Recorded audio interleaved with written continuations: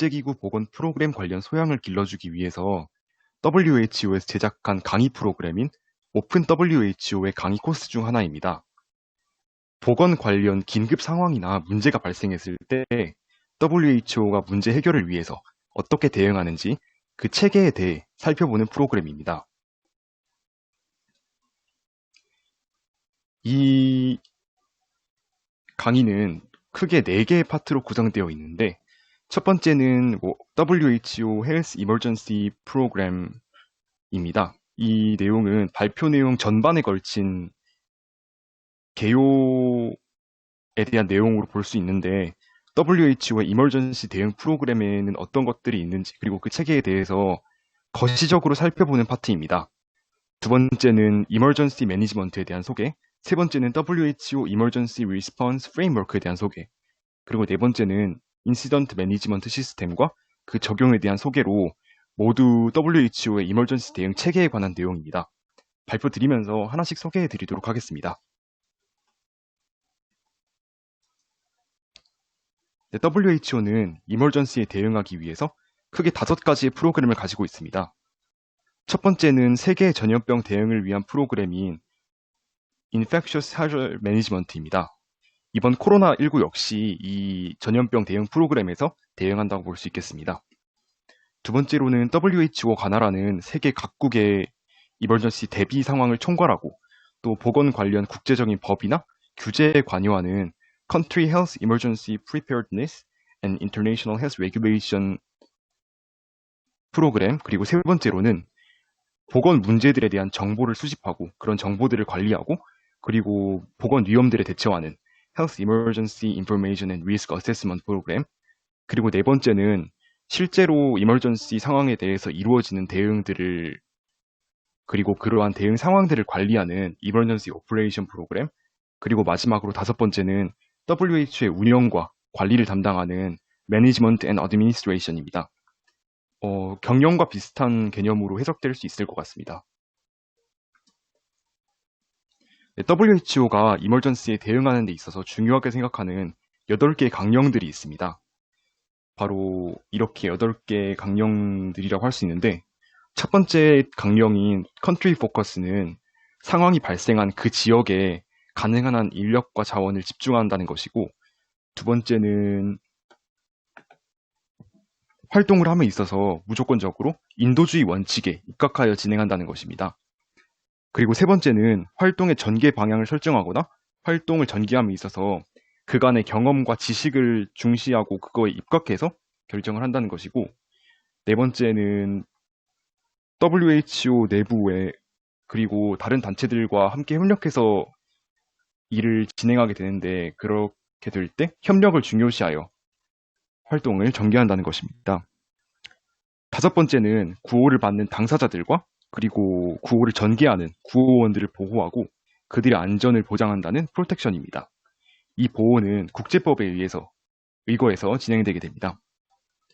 그리고 여섯 번째에는 구호 활동을 함에 있어서 더욱 상황에 취약할 수밖에 없는 여성, 고령, 그리고 어린아이, 문화적 약자, 이런 사회적 약자들이 존재할 수밖에 없게 되는데 이러한 사회적 약자들과 그러한 요인들을 고려해서 그에 맞게 활동을 전개한다는 것입니다. 그리고 일곱 번째는 활동에 있어서 생기게 되는 책임을 파악하고 준수하고 또 그러한 책임들을 강화해 나간다는 accountability이고, 여덟 번째는 인도주의 원칙 실현을 위한 구성원들 간의 뜻을 결속하고 그러한 구성원들 간의 뜻 결합을 강화하기 위해서 노력해 나간다는 Strengthen Humanitarian Development Nexus입니다.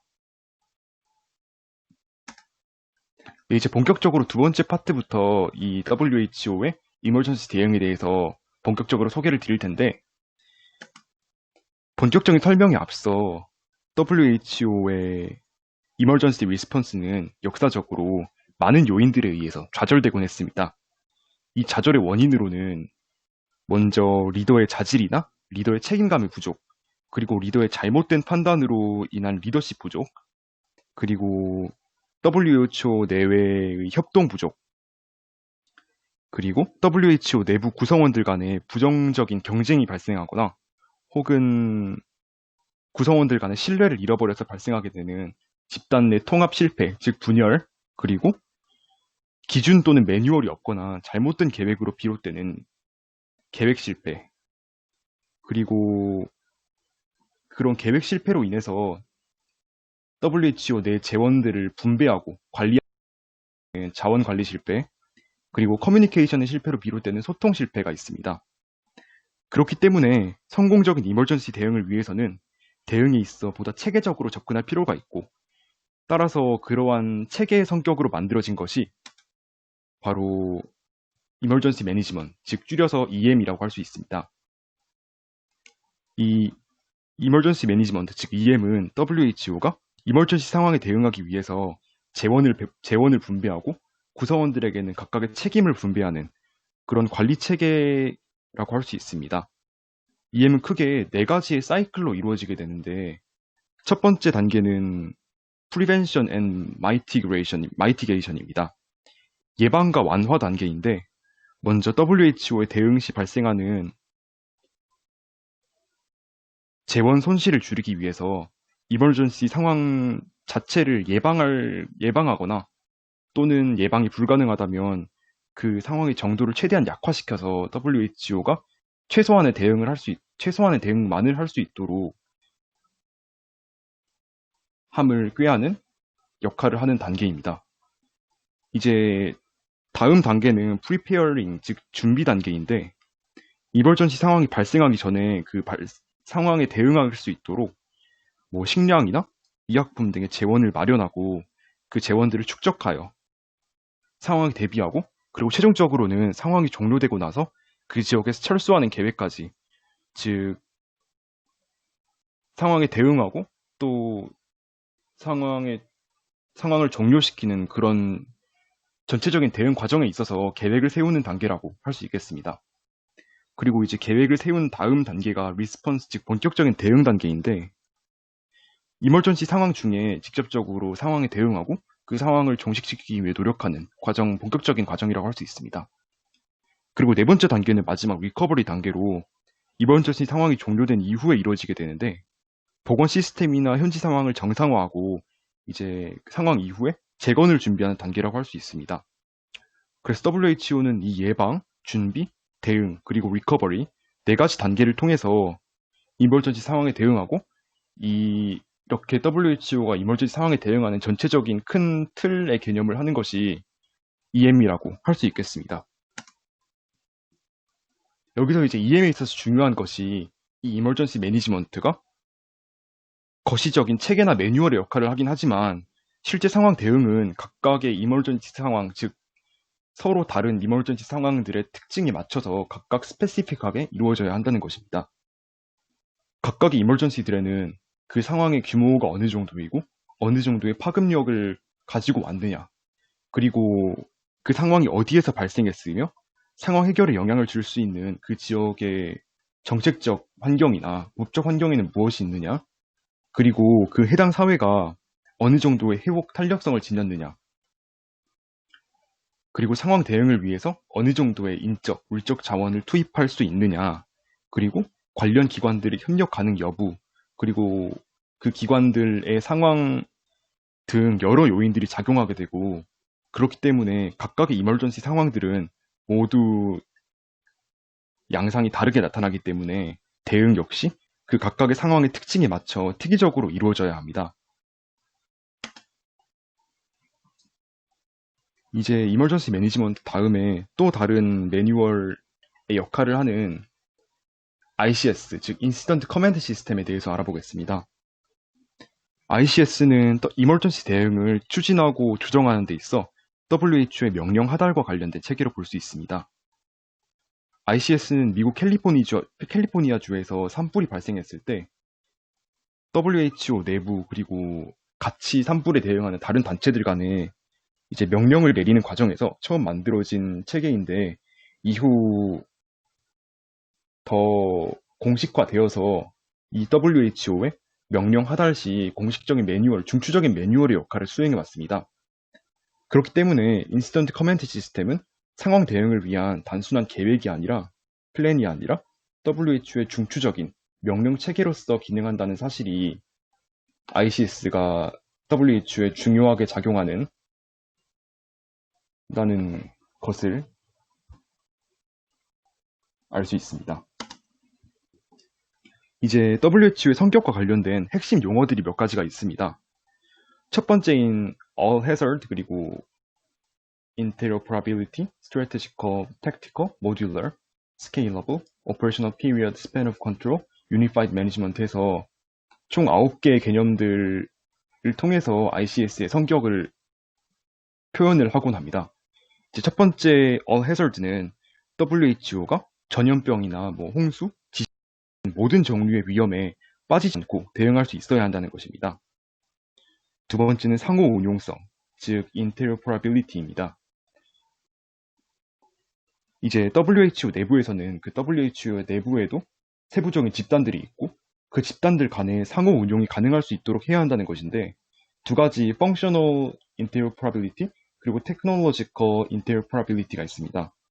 먼저 Functional Interoperability는 이제 구조적인 요인들과 관련된 것인데, 집단 내에서 사용되는 이제 전문 용어들이나 또는 그런 대응 절차 같은 것들을 통일함으로써 집단들 간의 인수인계가 쉽게 되도록 하고 상호 운용이 가능할 수 있도록 하는 것을 의미하고, Technological Interoperability는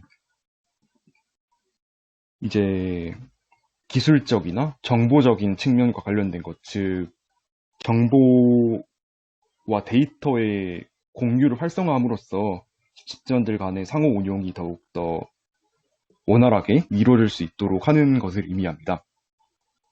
그리고 세 번째인 Strategical은 WHO 상황 대응의 최종 목표 달성을 위해서 장기적인 비전과 계획을 세워야 한다는 것이고, 그와 반대로 Tactical은 어떤 목표 달성을 위해서 그와 직접적으로 연관된 그런 현장에 관련된 계획들을 체계적으로 세워나가야 한다는 것입니다. 즉 3번 Strategical과 Tactical과 함께 보면은 WHO가 명령을 내림에 있어서 계획을 할 때 장기적인 비전과 그런 세부적인 체계적인 목표들과 계획들을 모두 세워 나가는 것이 중요하다는 것이 ICS의 큰 특징 중 하나라고 볼 수 있습니다. 그리고 다섯 번째 모듈러는 이제 모듈식이라는 말과 상통하는데, 그 WHO 내부의 구조를 통일함으로써 집단 간에 그리고 전체적인 대응에 있어 그런 상황에 대한 유연한 대응을 도모한다는 것입니다. 여섯 번째 스케일러블은 상황이 그대로 유지되는 것이 아니라 더 상황이 심각해지거나 완화될 수가 있을 텐데, 이에 따라서 WHO의 대응 정도도 그에 상응하여 조절해야 함을 의미합니다. 일곱 번째 Operational Period는 재원 투입 계획을 끝내고 나서 계획을 통해 취하기로 한 대응을 본격적으로 실행하기까지 걸리는 시간을 의미합니다. 이 시간은 긴급한 이멀전시 상황일수록 짧아야 되는데 가급적 24시간을 넘지 않아야 한다고 합니다. 즉 WHO가 계획을 하고 그 계획을 직접 현지에 가서 재원을 배분하고 활동을 전개하기까지가 최대한 24시간이 넘지 않도록 최대한 짧은 시간 내에 이루어져야 한다는 것이 오퍼레이셔널 피리어드와 관련된 ICS 특징이라고 볼 수 있습니다. 그리고 여덟 번째인 스팬 오브 컨트롤은 한 명의 슈퍼바이저가 관리하는 직원의 수를 의미하는데, 즉 한 명의 관리자가 몇 명의 직원들을 관리하느냐, 그 팀원의 수를 의미하는 개념이라고 볼 수 있습니다. 즉 그래서 WHO는 이 스팬 오브 컨트롤의 수가 3명에서 7명 수준으로 유지되도록 관리를 하고 있는데, 즉 한 명의 관리자가 3명에서 7명 정도의 직원을 컨트롤하고 같이 팀으로서 활동을 한다는 것을 의미합니다.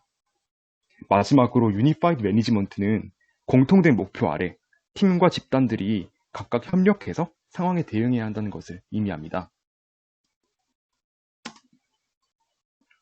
이제 다음으로 챕터 3에서는 WHO의 Emergency Response Framework에 대해서 설명을 드리도록 하겠습니다.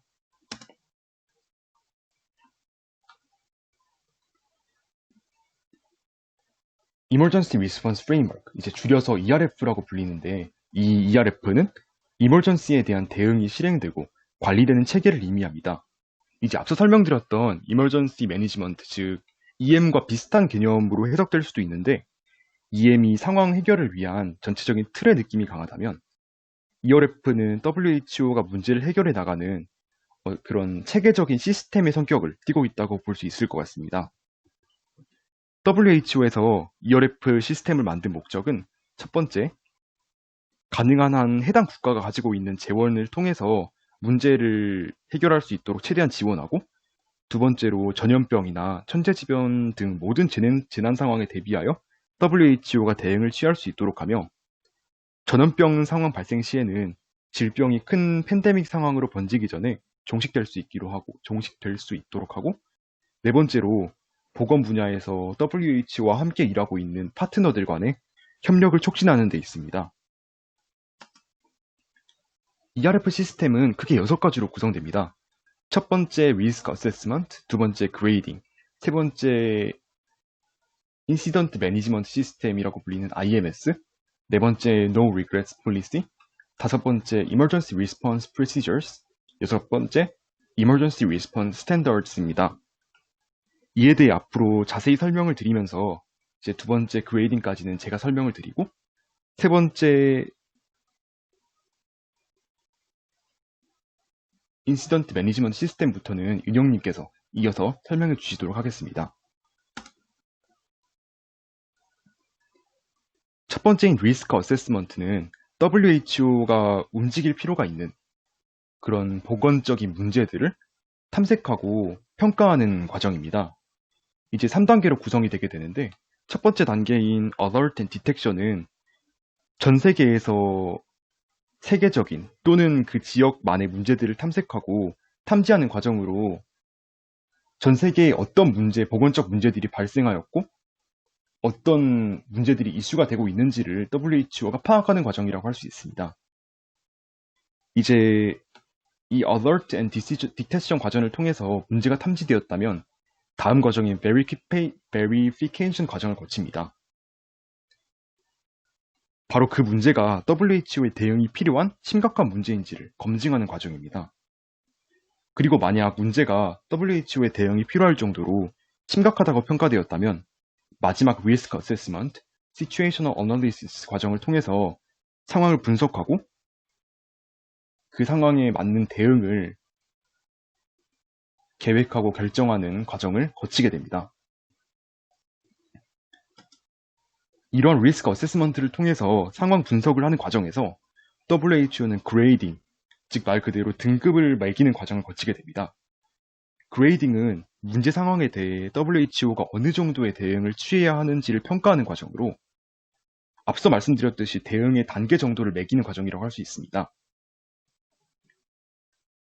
이 과정은 그 상황의 규모 그리고 컴플렉시티, 즉 상황의 대응에 있어서 고려해야 할 중대한 정치적 또는 법적 요인이나 위험이 있는가, 그리고 urgency, 얼마나 긴급하게 상황이 바뀌고 전개되고 있는가, 그리고 capacity, 현장에서 WHO가 발휘할 수 있는 능력이 어느 정도가 되는가, 그리고 reputational risk, WHO에게 기대되는 대응 방식이 그 상황을 리드해 나가는 것인가, 또는 그 상황을 대응하고 있는 다른 단체들을 서포트하는 것인가 등의 이러한 요인들을 평가해서 산정을 하게 되는데, 이렇게 산정된 대응 단계는 WHO 내부적인 기준으로 작용하게 됩니다. 즉, 원칙적으로 이런 단계들이 평가되고 나면 이러한 단계들은 다른 단체들과 연관되어 다른 단체들의 대응과 연관되는 것은 아니라고 볼 수 있습니다. 이제 가장 낮은 단계는 ungraded 단계입니다. WHO의 대응 개입이 필요치 않은 정도이지만 그 상황에 심화될 가능성이 있기 때문에 지속적인 WHO의 모니터링이 필요한 단계입니다. 다음 단계는 그레이드 1 단계로 지역 내에서 국소적인 대응을 수행할 필요가 있는, 즉 문제 해결을 위해서 재원 투입이 필요한 단계라고 할 수 있습니다. 다음 단계인 그레이드 2는 그레이드 1보다 더 많은 노력과 재원을 투입하여 대응할 필요가 있는 단계이고, 그레이드 3는 범국가적인 상황 대응이 필요한 단계, 즉 많은 재원의 집중이 필요한 최고 대응 단계라고 할 수 있습니다. 앞서서 WHO의 그레이딩은 기본적으로 다른 단체들의 대응과는 연관되지 않는다고 말씀드렸는데, 예외적으로 UN 산하의 인도주의 협력 조합, 즉 인도주의 단체들의 연합적 대응을 꾀하는 조합인 IASC에서도 그 상황에 대한 평가 단계를 매기게 되는데, 이 IASC에서 레벨 3 대응이 발동되어서 레벨 3 단계로 대응을 하게 되면 예외적으로 WHO 역시 그레이드 3 최고 대응 단계를 발령해서 이에 맞게 대응을 하게 됩니다. WHO는 일정 주기로 계속해서 그레이드를 재평가하고 그 재평가된 단계에 맞게 상황을 반영해서 대응을 진행합니다. 이때 문제 상황이 6개월 이상 장기적으로 지속되는 경우가 있는데, 이렇게 이머전시가 장기화될 시 WHO는 Protracted Grade라는 단계를 발동합니다. 이 Protracted Grade 역시 1단계, 2단계, 3단계로 세분화되어 있고, 1단계보단 2단계, 2단계보단 3단계가 점점 더 엄중한 대응 단계로 더 집중적인 상황 대응이 필요한 단계라고 할 수 있습니다. 이렇게 프로텍티드 그레이드가 발동되게 되면 장기화된 상황에 맞게 더 장기화될 가능성에 대비할 수 있도록 맞춰서 상황에 대응하게 됩니다. 이렇게 상황에 대한 대응 단계가 매겨지고 나면 이 그레이딩 과정 이후 이어지는 두 개의 과정, 인시던트 매니지먼트 시스템 IMS와 Emergency Standard Operating Process OPS가 시작되게 됩니다. 이제 이 과정들부터는 은영님께서 이어서 계속해서 설명해 주시도록 하겠습니다. 네, 이어서 그레이딩 이후의 절차에 대해서 발표할 김은영입니다. 그 이후에 발동되는 첫 번째 인시던트 매니지먼트 시스템, 줄여서 이제 IMS라고 칭할 텐데, 일단 여기 있는 5가지가 기본이 되어서 이루어지게 됩니다. 이것은 시설, 장비, 인력, 절차, 소통인데요.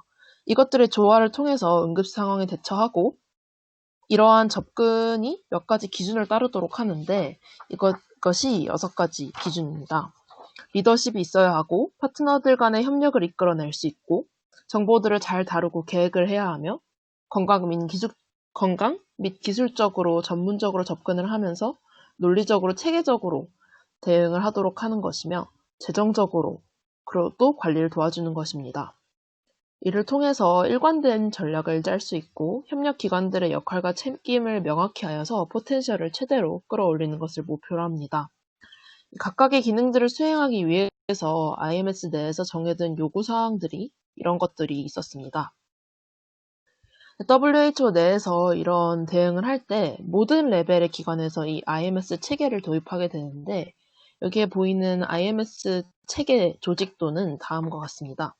위에 보이는 5가지가 주요 기능이 되게 되고, 이 아래에 이런 주요 기능들을 달성하기 위한 서브 펑션들이 있게 됩니다. 그래서 필요에 따라서 이 각각의 자원이나 인력을 재배분하면서 이 5가지의 주요 목표를 달성하기 위해서 노력하게 됩니다. 이를 WHO 전체에서 보았을 때 응급 상황이 발생을 하면 우선 Emergency Operation 파트에서 발동을 하게 되고, 이때 활동에 따라서 필요시에 다른 다양한 그룹에서 도움을 받아서 진행을 하게 됩니다. 그러면 세부적으로 이 IMS가 발동되면 어떤 식으로 진행이 되는지 확인해 보았을 때, IMS가 발동이 되면 이런 슈퍼바이저를 정하게 됩니다. 어큐 페이지에서는 보통 인시던트 매니저, 그 다음에 프로텍티드 그레이드에서는 보통 이머전시 매니저가 관리를 하게 되고, 이 두 경우 모두 그 위에 WHO 컨트리 오피스의 장이 지휘를 하고 총책임을 맡게 되는 것입니다. 이에 따라서 아까 말씀해 주셨던 것처럼 3명에서 7명, 그리고 그 슈퍼바이저의 역량에 따라서 1명에서 7명 정도의 팀원이 한 명의 슈퍼바이저에게 보고를 하고, 또 슈퍼바이저는 그 정보를 통합해서 팀원들에게 전달하는 식으로 vertical 보고가 이루어지도록 하고, 또 미팅에 의무적으로 참석을 하면서 horizontal한 보고도 잘 이루어지게 해서 소통이 원활하게 유지하는 것 또한 중요한 기능입니다. 그래서 이런 IMS가 발동이 되면 4가지 종류의 플랜을 따르게 되는데, 일단 가장 초기에 Initial WHO 액션 플랜을 따르게 됩니다. 이는 즉각적인 대응을 위한 것이고, 뭘 할지, 어떻게 할지, 자금은 어디서 구할지 등 방향성을 설정하는 것이고요. 그 다음에 Strategic Response Plan과 Humanitarian Response Plan은 세부적인 것들을 정하면서 국가 차원의 계획에도 녹아들게 됩니다. 여기서 나오는 이 5차 인도주의 합동단체에서는 이런 플래시 어필이라는 체계를 통해서 3에서 5일 정도의 기간 동안에 어떻게 이런 인도주의 단체들이 행동을 하면 되는지 지침을 내리게 됩니다. 다음 세 번째로 조인트 파트너 오퍼레이셔널 플랜인데요.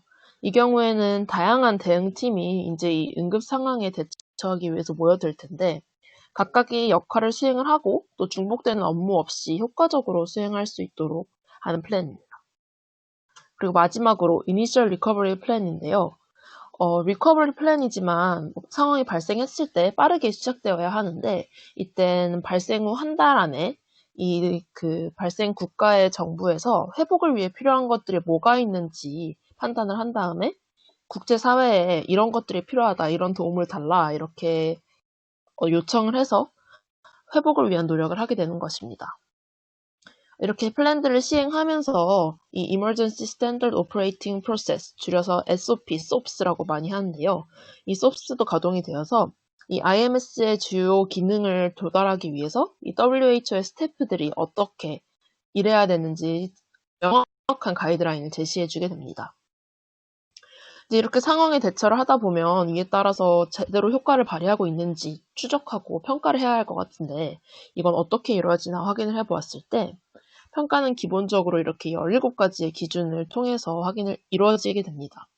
이는 활동 계획, 조달 계획, 리포트 이런 등등을 평가하게 되고 이 각각이 IMS의 어떤 목표를 위한 건지 그리고 누가 책임을 지는지 그리고 어떤 시간 안에 성취해야 되는지 등을 정하고 있습니다.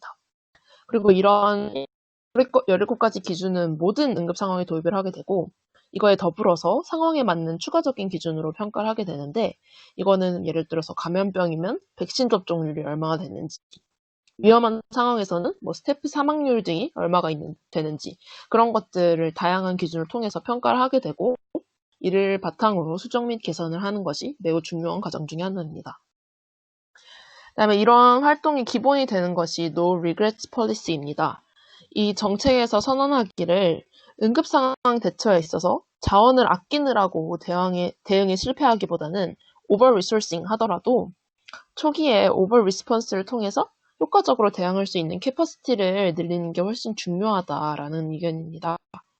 그래서 초반에 물질적인, 인적인, 자원적인 그런 모든 자원들을 충분히 공급함으로써 역량을 기르고 이후에 며칠이 지난 후 재평가하였을 때 예측보다 덜 필요하다고 하면 스케일 다운해도 되겠지만 초기에는 이를 예측할 수 없었을 것이기 때문에 일단 오버 리소싱해서 시작하는 것도 후회할 것은 아니다라는 정책입니다.